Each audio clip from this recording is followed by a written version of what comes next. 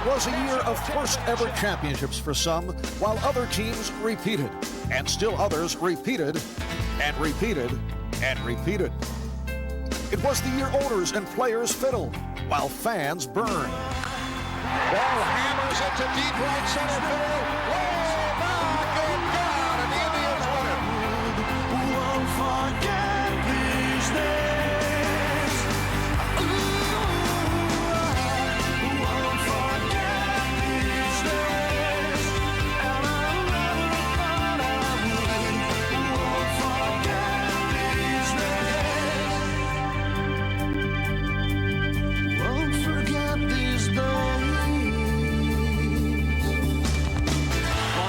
Looking right, firing a pass that a leaping grab, Willie Davis, touchdown, Montana Magic. Line to right center, hanging, diving, oh baby, what a catch! Some stars said goodbye when they were good and ready, while others left the scene before their time. Perhaps we'll best remember this as the year Agassi met with ecstasy, the year the world came to America. And for that one last chance lap that finally made a winner of the kid from Wisconsin. Murray going in! He scored!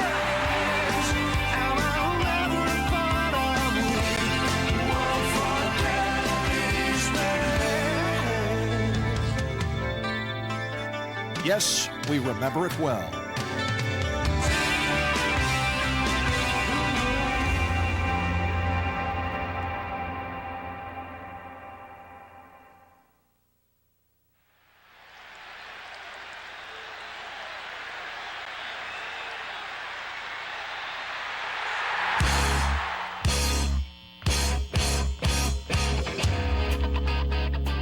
"28 teams, 235 games. How many miles of bandages? Freddie broke his nose. That's what's the matter when he broke his nose. He never had a good nose anyways. Throws on the run. He got his own deflection, and he's down to the 2-yard line. How you doing? Sorry, got in the season a little bit late. But I think we can put this thing together and go on and win it all. Run right through the back of him. I mean, run right through the middle and out the back.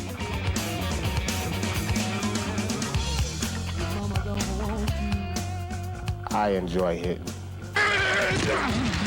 Only thing I wanted to be known when I left the league is a big hitter.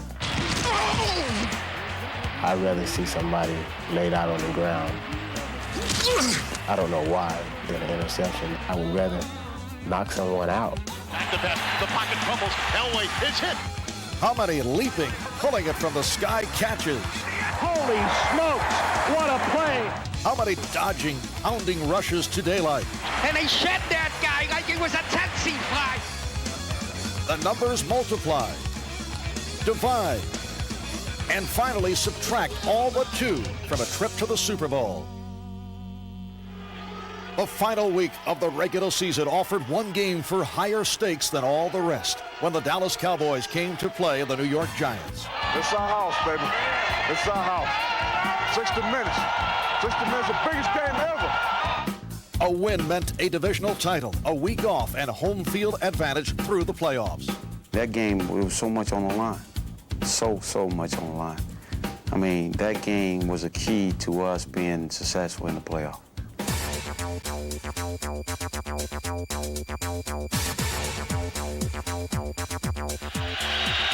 yards, good snap. The hold is up. The kick's on the way. That's it. He made it. Come on. Cowboys win. What a great game. And the Giants, with Phil Simms, came within an overtime period against Dallas of winning home field advantage through the playoffs. Then who knows what could have happened. Over in the AFC, the Buffalo Bills were gunning for their 4th consecutive Super Bowl appearance. But Joe Montana was looking for a repeat performance of his own and redemption. It looked like a dream game was shaping up in Atlanta, Joe leading his new team against the 49ers that rejected him. A young Montana matchup against fairly porous defenses. It would have been a Super Bowl for the ages. the general public probably did want to see a Montana-Young matchup, and had we not have made it, then I would have loved to have seen that matchup as well. Kansas City met the NFL's hottest team in Houston. The Oilers closing out the regular season with 11 straight victories. Some said due to Buddy Ryan's defense.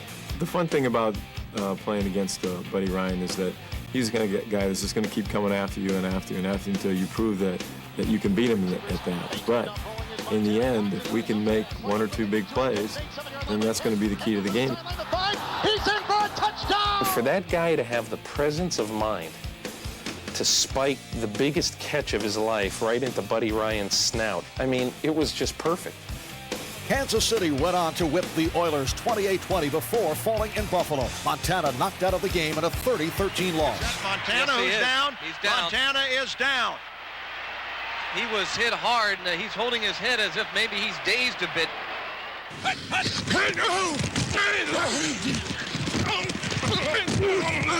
And the 49ers met with ruin in a 38-21 Dallas win that set up the Super Bowl rematch.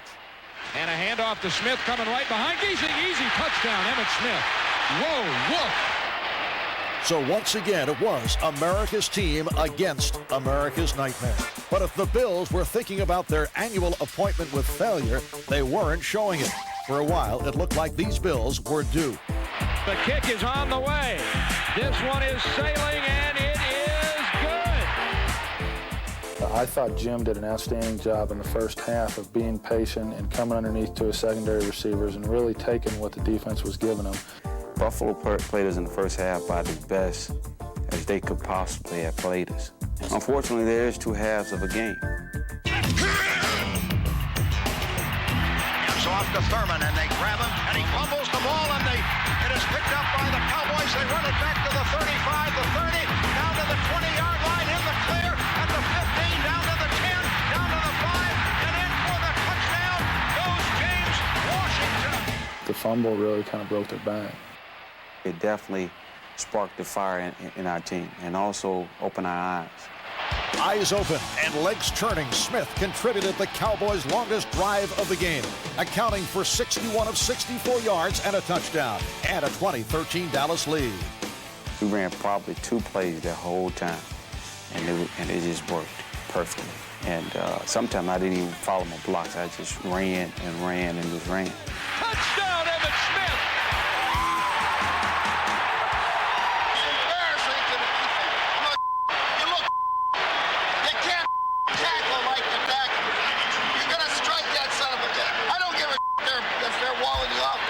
James Washington came up with another huge play to open the final quarter. Pressure over the middle. The ball is intercepted by James Washington. Where did he come from? He stepped in. There was plenty of time left, but the Bills were done. Despite Washington's heroics, Emmitt Smith earned Most Valuable Player honors. How sweet it is. While his Buffalo counterpart, Thurman Thomas, agonized, feeling that he had cost his team the game. For an unprecedented fourth consecutive year, the curtain descended on another tragedy for the Bills and their fans.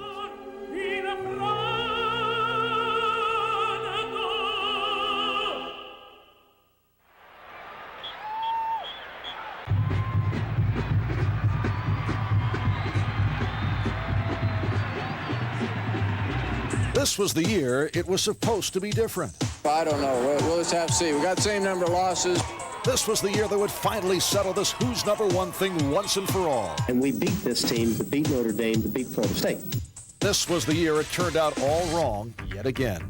I think that we ought to be national champion. Most other sports, we have a hard and fast answer at the end of the season. College football is unique because we get to argue it for the next year.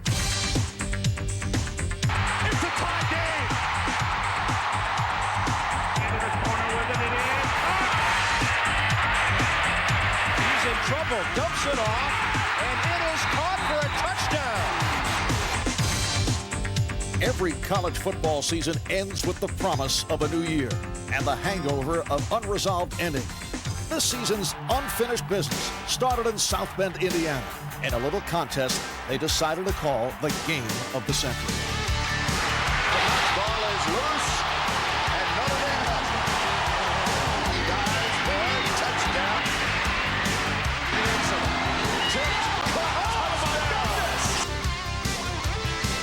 played for most of 3 quarters, somehow Florida State still had a chance to win with 3 seconds left. Knocked away. Sean Wooden. Notre Dame wins 31-24. The celebration was over only a week later when 17th-ranked Boston College stunned the newly anointed #1 despite a late Irish surge. Touchdown, Dawson! They managed a miracle. You know, they managed an absolute, unthinkable, unforeseeable miracle.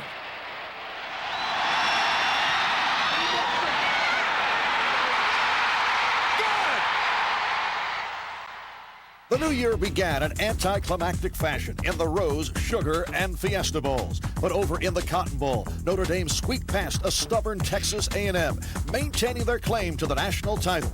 All the Irish could do now was wait for the outcome of the Orange Bowl. And down he goes at the 30. All the great athletes were supposed to be on the Florida State side of the field. Well, there was one great athlete on Nebraska's side of the field, and his name was Trev Alberts. Play action and hit from behind by Alberts. He went after Charlie Ward like Charlie Ward hadn't seen all year. Nebraska led 16-15 with just over a minute to play. They threw a lot of different things at us, and we weren't able to pick them up, but I knew I had to do something to pull us through. In the open field to Dunn. Anderson can't get him, and Dunn is out of bounds, and a flag goes down. Oh, my. 2 Cornhusker penalties left the ball on the Nebraska 3, setting up freshman Scott Bentley's field goal and an apparent Seminoles victory. He's got it.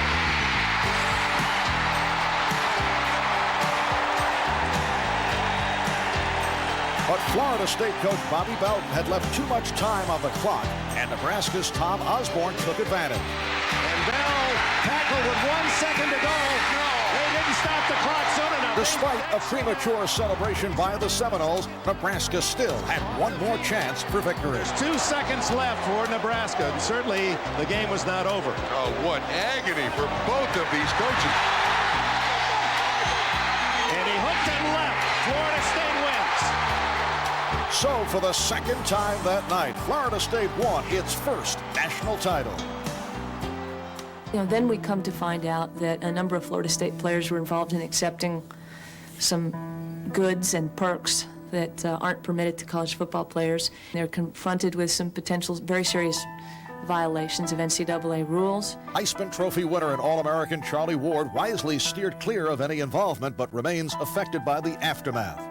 Florida State can't take the blame for certain individuals, even though they attend that school. Every person should be accountable for their own actions. I think that people view it as a tainted title.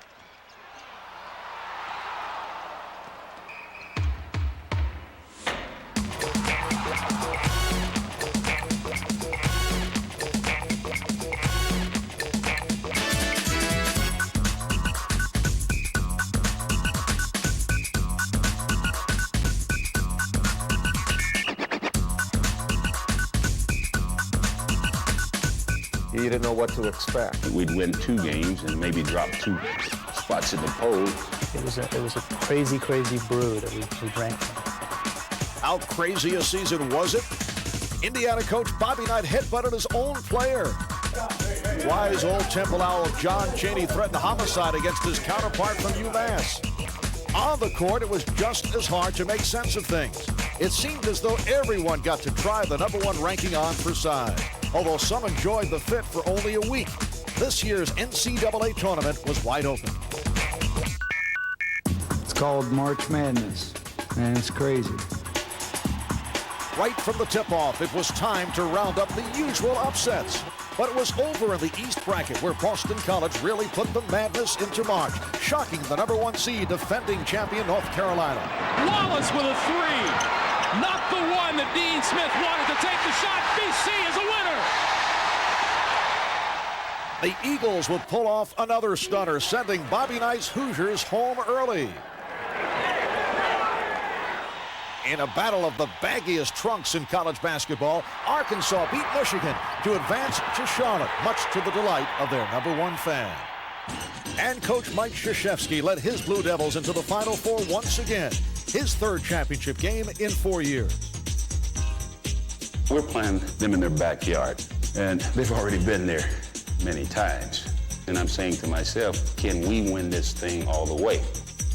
We knew that Arkansas would come after us defensively very hard. They were deeper and a little bit more athletic, more physical than we were. Beautiful block by Hawks.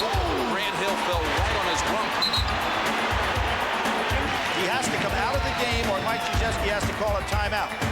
Grant Hill got up off the carpet and continued to play just about as well as he could. Lang open. Beautiful passing by Hill. The Hogs quickly asserted themselves, executing all facets of their game and working the ball inside to Corliss Williamson. When we were able to make some shots, the floor opened a little bit better. And as the floor opened, Corliss becomes very dangerous. And it's very difficult to pay attention to guys when you got to pay attention to Corliss Williamson.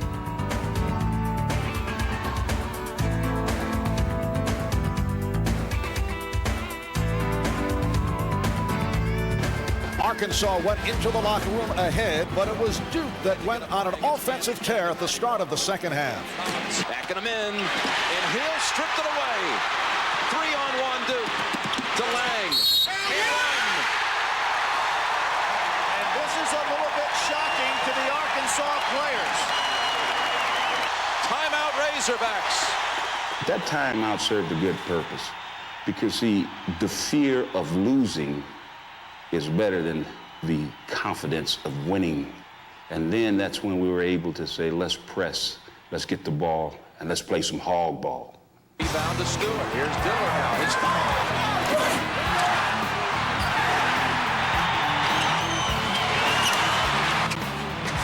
Over the next 9 minutes, the Hogs outscored the Blue Devils 21-6, led by a defense that forced higher turnovers and wore down Duke's key players, especially All-American Grant Hill. Grant just got beaten down. Arkansas kept alternating very good defensive players, physical players on him. I think it took its toll on Grant. Despite his fatigue, Hill managed one last great effort. Now he goes for the tie. 70-70, 1:20 to go. Knowing that he's so tired, I thought it was one of the great plays he's had at Duke. I just didn't think he was capable of hitting a shot like that. When he did, I thought we were going to win. A swarming Duke defense forced the Hogs to work the ball around for an opening, finally ending up in the hands of Scotty Thurman. Shot clock, Thurman beat it. Oh, he got it, three-pointer. Huge arch on that. He had to do it to get it over Lang's hands. Whether they blocked the shot or he didn't get it off, Scotty was just going to take the shot. Great defense, Arkansas. They take it away. McDaniel will end it in style. Arkansas is in hog heaven. They've won the first ever national championship. Corliss Big Nasty Williamson voted the Final Four's most outstanding player and led Arkansas to its first national title. Maybe the sanest result of this crazy college basketball season.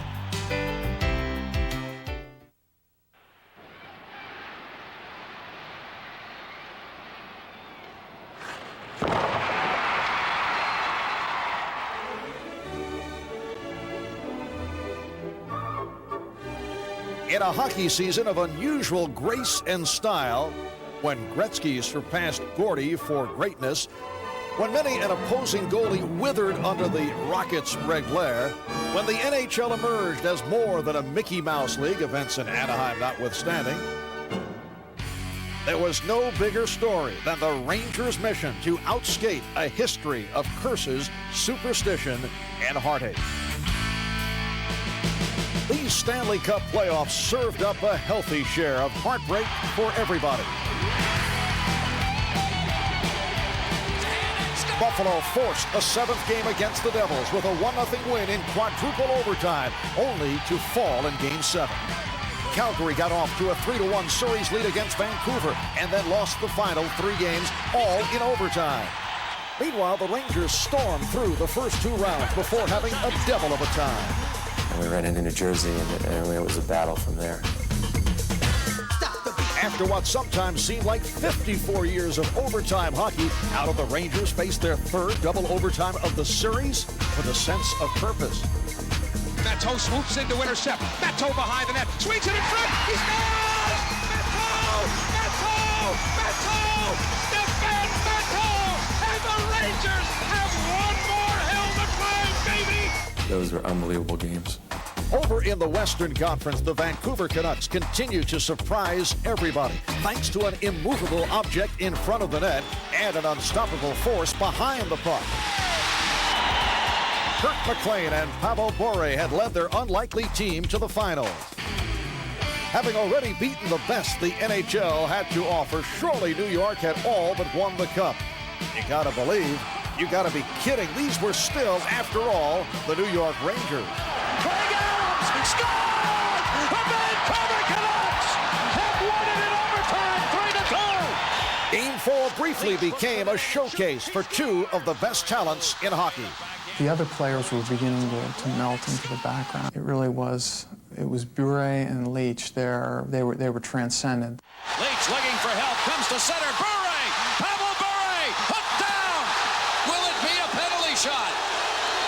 Yes! Bure picked up the puck, and somehow Brian was the first guy back to get a hold of him, but I didn't expect anybody to catch him. Fastest guy in the league gets a couple steps on me, and he's gone, and I just had to haul him down somehow. Never has been a penalty shot goal in the Stanley Cup. Bure has got to be unrivaled in terms of speed. One of the fastest players in the league, just absolutely explosive. I think he has an unparalleled burst. He's a guy, as a goaltender, you really have to keep your eyes on. He's literally the last guy you want to be facing on a penalty shot. Here comes Bure against Mike Richter.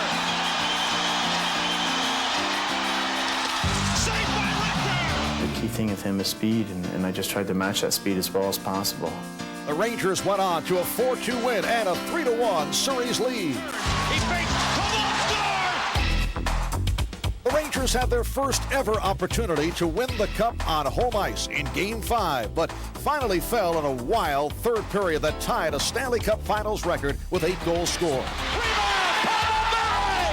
It is 6-3 Vancouver. A tired New York team faltered in Vancouver, and the Rangers were forced to play one more game.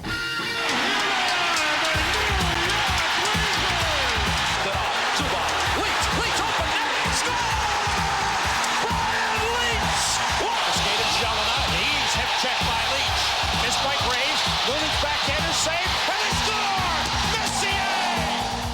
Ahead 3-2, New York found the Canucks dominating play in the Rangers' zone for the final 5 minutes. Pass to Ronnie, now to Jelena, hit the post, saved by Richter! Finally, the clock ticked off the last remaining seconds of the Rangers' cursed legacy. By Larmer, another icing call. Yes, yes, no, they wave it, they whistle it. 1.1 left, it is not over. It certainly seemed to me that the game was over, and Brian and I looked at each other, and he said, "Do you believe it? We won the cup." I put a big bear hug on him, and I feel someone else jump on me, and I'm waiting for this big pile of people to knock me over. That was it. There's no one else around, and everybody else is on the bench getting ready for the icing that was just called. 0.6 on the clock. Here it is. The waiting is over. The New York Rangers are the Stanley Cup champions.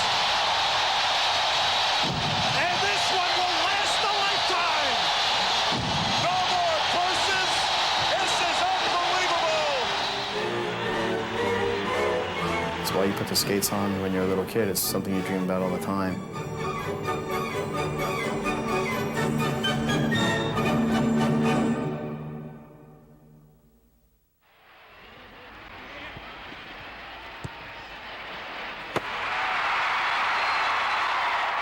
The U.S. beating Colombia actually made America part of the World Cup and not just a host. I think the World Cup has galvanized America to believe that soccer is a real sport.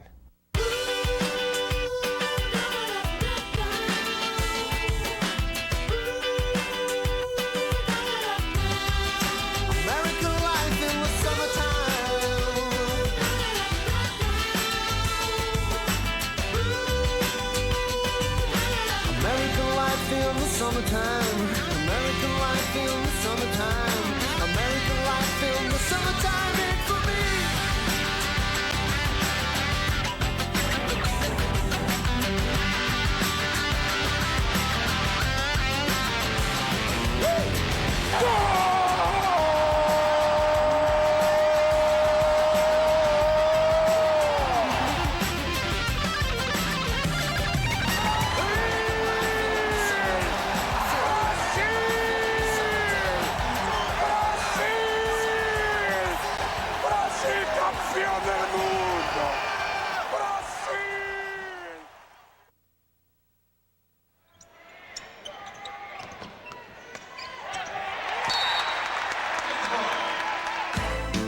It wasn't so long ago when basketball was about finesse, style, and grace. A different game emerged this year, one that sometimes bore little resemblance to its past. But a game with occasional flashes of brilliance and, yes, even style.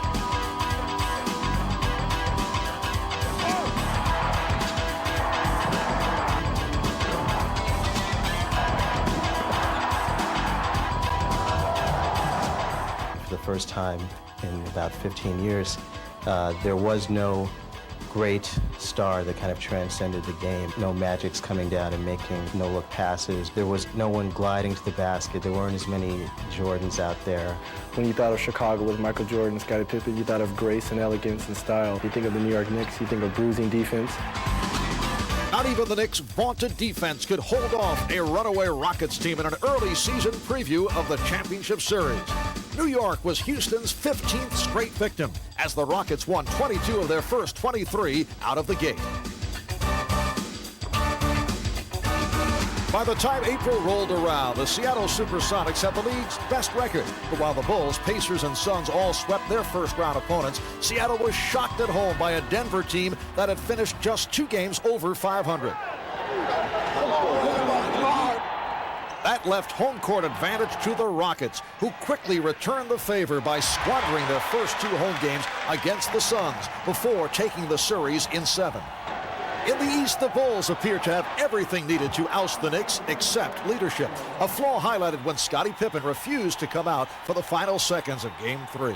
Scottie Pippen sitting out the last 1.8 seconds in Game 3 was, I think, kind of a defining moment for the Bulls. Deserting your teammates in those last few seconds is probably the cardinal sin in team sports, and I don't think he'll ever live that down.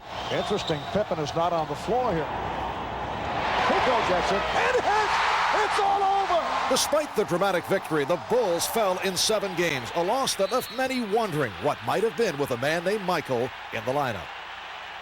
Led by a flamboyant Reggie Miller, the Pacers put their small-town team on the map in another hard-fought series for the Knicks. At the beginning of the fourth quarter, I hit a long 3 which starts right on me, and I knew then that if I can continue to be aggressive, that good things were going to happen for me. Reggie Miller doesn't need much time to get a shot off, and he works on his shot all kind of ways, flying off on 1 foot, throw it up, not looking, and it'll go in. Nothing you can do. Basically just sit back and watch him do his thing, and that night right there, he did his thing. But it was Patrick Ewing who did his thing in the final game.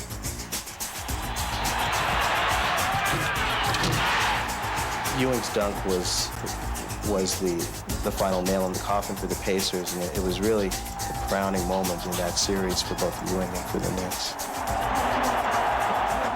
Houston's 5-game win over the Jazz set the stage for another battle between two of the premier big men in the league. Patrick and I have been in a rivalry from college. I lost to him 10 years ago. That's like a dream matchup, playing a championship game with your rival, your best competition. The Rockets established the pace in Game 1. But the Knicks backcourt recovered from a night of horrendous shooting to take the home court advantage back to New York for Game 3. We know that New York is a physical and a very good defensive team. So we have to be patient on offense, take good shots. With all the focus on the Olajuwon-Ewing matchup, a mere rookie would for a moment at least rise to eclipse both stars. There's Gasol for three! I think the whole building knew that Akeem was going to get the ball at that particular time. The Knicks left me open at the top of the key. I just took the open shot, and I made the open shot. The Knicks' physical play finally took its toll in Games 4 and 5. We just went reckless on the boards. We was getting second, third, and fourth shots and fumbling. We getting all loose balls, and I think that made the biggest difference. And the Rockets returned home facing elimination. New York's erratic backcourt was clicking again. John Starks carried the team with inspired play and three-point bombs. But a mental lapse by Starks cost the Knicks a chance to tie. Foul by Ewing. The Knicks are over the limit. On the final play, Starks had one last chance to win it all. It was a play for me to get the ball and either take it to the basket or go for the win. And my whole attitude was I was going to go for the win. I was so nervous. I put my head in the palm of my hands. I couldn't watch the play. Starks for three, came up short. And it will go to a 7th and decisive game. And I was very happy just to be around the ball. Barely touch it, but that was good enough. The epitaph of Game 7, live by the bomb, die by the bomb. By Kenny Smith. John Starks for three. Starks could not find the stroke, yet he continued to fire away. Starks is now 1 for 13. Usually when I come in big games, I have butterflies because it keeps me on my toes. And I came in that game without butterflies and just totally too relaxed and just didn't go out and play the game. My teammates did their job. I just didn't do my job. Starks again for three. The Knicks, very often when they don't shoot well, rebound well. The Rockets did a good job of keeping the Knicks off the boards. Once that happened, I think the Knicks were in big trouble. Greg Anthony's three-pointer brought the Knicks within 3. But when Kenny Smith and Vernon Maxwell replied in kind, it was all over for New York. Olajuwon added championship MVP to his Defensive Player of the Year and regular season MVP laurels to stand alone in history. His long journey ended amidst the fanfare of Houston's first ever championship parade.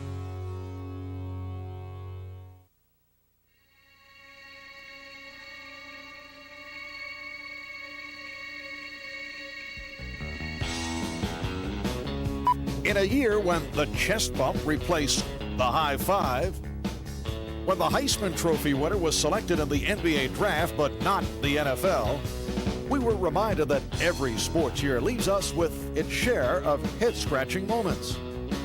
Michael Jordan began the year believing he could play baseball. As the Bulls headed north, Jordan headed south of the Mendoza line. The spirit is willing, but that slider is still tough to hit. Tanya Harding cast her own bizarre version of The Bodyguard. After months of Nancy and Tanya and Gillooly and Eckhart and Stan, America's great national nightmare mercifully ended when Oksana Bayul cried over her goal. Just in time, there was Jordan chasing another dream on the slopes at Lillehammer. Two famous child stars of the 70s squared off when the Partridge Family's Danny Bonaducci outpointed Donny Osmond in the oddest match this side of Michael and Lisa Marie. Jordan suffered another disappointment as the Blackhawks fell in the first round of the Stanley Cup playoffs. As if the NBA postseason wasn't ugly enough, Madonna set her sights on San Antonio's spur of the moment, Dennis Rodman. Would they produce a material worm? The playoffs couldn't have been further from Michael Jordan's mind as he tried his hand at World Cup soccer. Cincinnati owner Marge Schott told an engrossed audience only fruits wear earrings. The LA Dodgers responded by showing up at Riverfront Stadium sporting the latest in fashion accessories and pasted the Reds 10-3 and 6-4. As the NFL opened training camp, the Bears welcomed Michael for yet another job opportunity. Jimmy Johnson won his second straight Super Bowl and then left the Cowboys. Mike Keenan brought the Rangers to their first Stanley Cup in 54 years and then fled to St. Louis. Carlos Alberto Pereira coached Brazil to the World Cup and then quit. Maybe it's a good thing for some baseball managers somewhere that there was no World Series to be played in this oddest of sports years.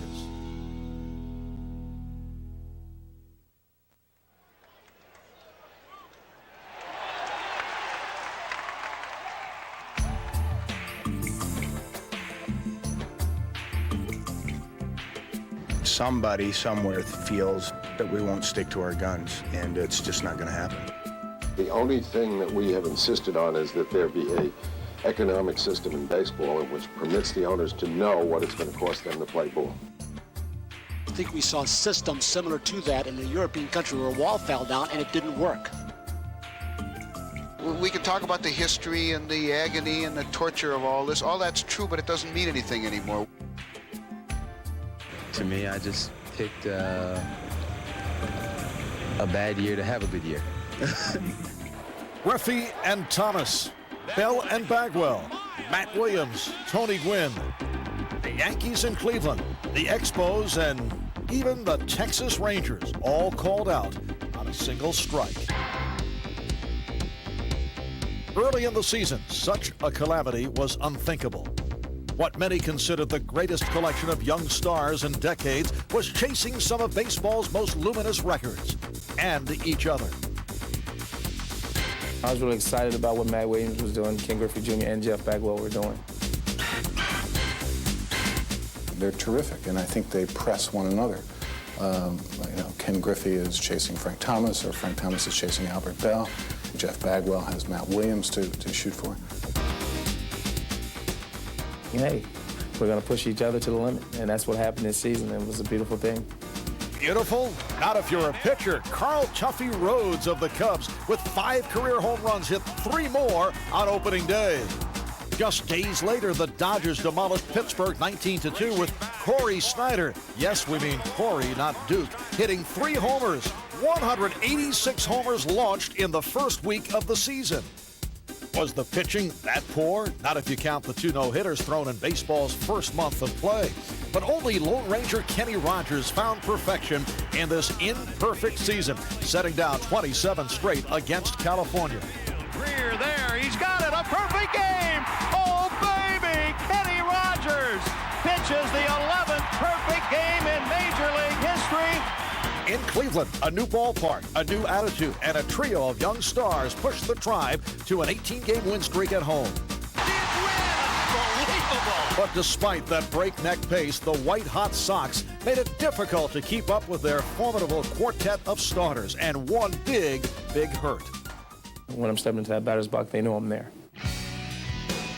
As Frank hammers this one into right center field, get up, way back, it is gone!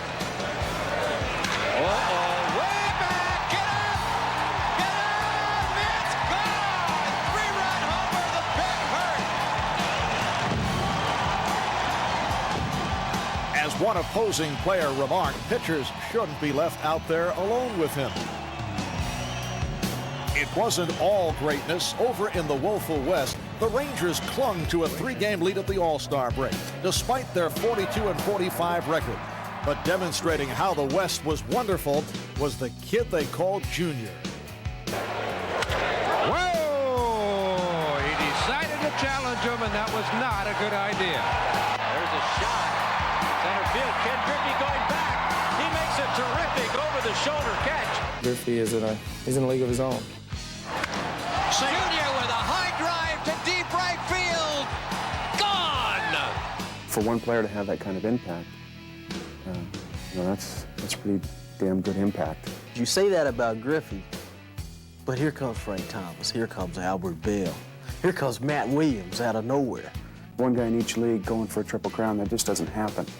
Over in the National League, the heavily favored Braves were being left in the dust by the no-name Expos. While in the Central and West, the assault on baseball's record book continued. My theory is if he comes in that box, I know I can hit it. A hitting machine named Tony Gwynn made a serious bid to become the first man since Ted Williams to hit 400 over a season. That guy can flat out hit. Houston's Jeff Bagwell and the Giants' Matt Williams hammered away at Roger Maris's single-season home run record. Frank and Jeff Bagwell were going for it, and it was within reach. And Ken Griffey with all the home runs, and Tony Gwynn going for 400. Baseball had the whole country sitting on the edge of its seat. And Bonds hits it high and deep to right field. And this baby is gone.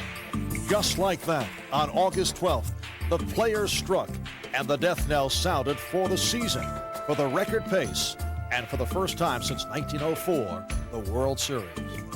I would love to see the game be played out to its conclusion, to see how many home runs Matt Williams hit, to see if Tony Gwynn could hit 400, to see if anybody could win a Triple Crown. All those guys were having great years. No, that's a shame. I really believe this was our year to be in the World Series. And I'm just pulled right from under us. I don't think there are any good guys in this. It's like the old Buffalo Springfield song, you know, nobody's right if everybody's wrong. And everybody's wrong here. Gone were the hopes of the long-suffering tribe and the hopes of players like Don Mattingly, baseball's long-burning star, having never brightened a postseason. Gone, too, were the dreams of baseball fans around the country for a moment like the one that ended last year's World Series. well hit down the left field line. Way back and gone! This used to be, after all, what baseball was all about.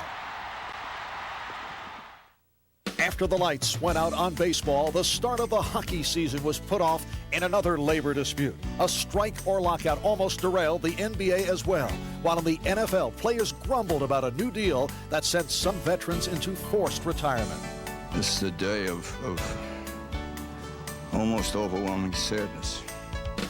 As sports in '94 moved from the playing fields to the courtrooms, some of the greats decided it was time to say goodbye.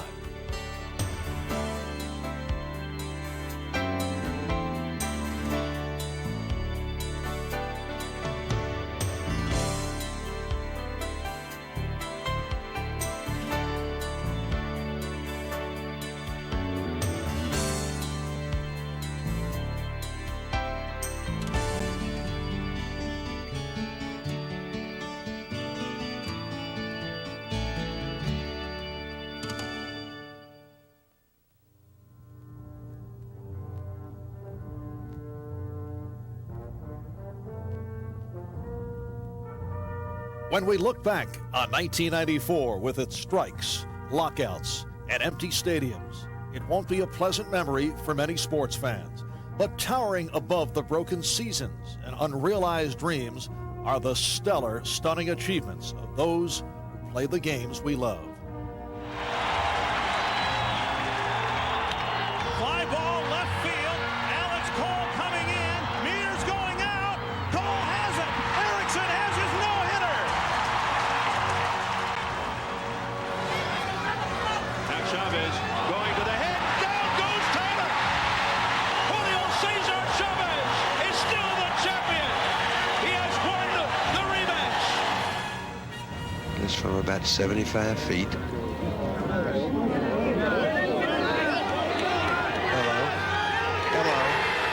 Can you believe it?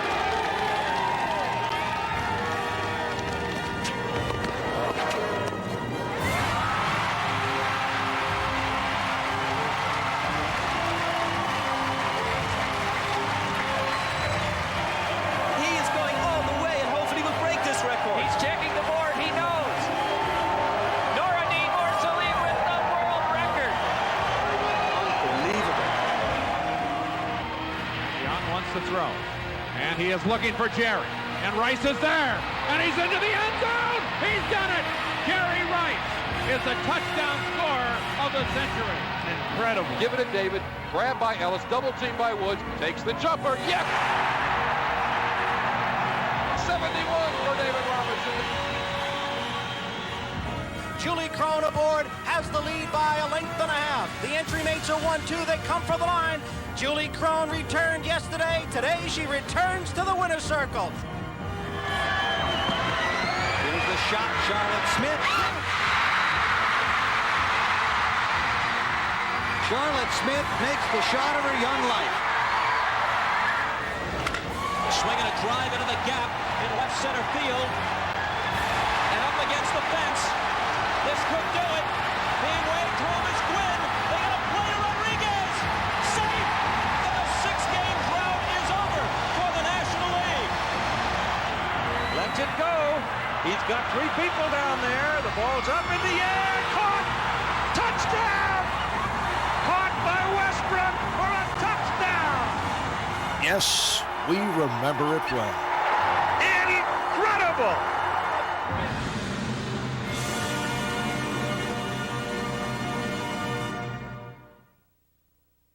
If I had to pick one moment that I'll remember all year, or for probably years to come, it's Jansen after he finally won his race. Michael Jordan retiring, and Michael Jordan come in and play baseball. I think those two together had to be the biggest moment. The biggest moment for me, and I'm not trying to stick daggers all over my body, was Scotty Thurman's shot. When Scotty Thurman threw in that shot, I think we had our biggest moment of the season. It was a great moment when I saw the Rangers win the Stanley Cup. I was right downstairs. Called the New York Knicks. I just thought it was amazing. The United States beating Colombia in the World Cup, I think that was a defining moment. Just the critical mass that soccer achieved this summer. To me, the biggest story is the home runs. Guys being able to hit home runs and almost seemingly at will. Beating Giants in the Meadowlands and watching Emmett lay his guts out for the program. To see Bonnie Blair continue to dominate everything. I probably think the indictment of O.J. Simpson on 2 counts of murder. O.J. Simpson's arrest. I think it's the last blow to the idea of the virtuous athlete. Well, it'd have to be Jimmy's departure. Valley Ranch was not big enough for the 2 of them, and one of them had to go, and it wasn't going to be Jerry. So if there was something bigger than that, I missed it because I was in Maui somewhere.